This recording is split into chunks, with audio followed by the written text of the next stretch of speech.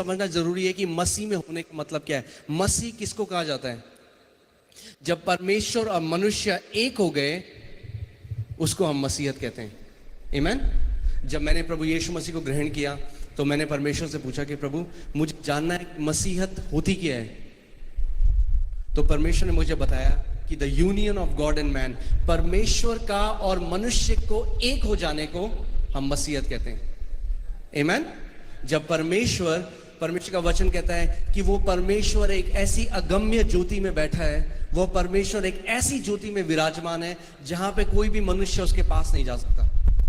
सो कोई भी मनुष्य, चाहे हम कितना भी अच्छे कर्म करते, चाहे हम कुछ भी करते, हमारे अंदर कभी भी वो लियाकत नहीं थी कि हम परमेश्वर के पास जा सके। हमारे पास वो एबिलिटी नहीं थी कि हम परमेश्वर के पास जा सके उस ज्योति में। इसीलिए परमेश्वर मनुष्य का रूप धरकर यहां पे आया।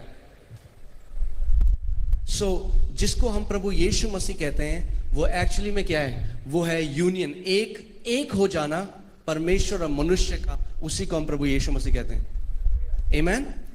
और आप जानते हैं जब एक गाड़ी आती है, कोई भी गाड़ी आती है, कोई भी बाइक आती है या कोई भी नई कार जब आती है तो पहले उसका प्रोटोटाइप बनाया जाता है। यानी पहला कार को आप देखते हैं प्रगति मैदान पे बहुत बड़ा ऑटो एक्सपो का मेला लगता है जहाँ पे अलग अलग गाड़ियाँ आती हैं। तो बताते हैं 3 साल बाद ये गाड़ी आएगी, मगर पहली गाड़ी वहाँ पे रख देते हैं।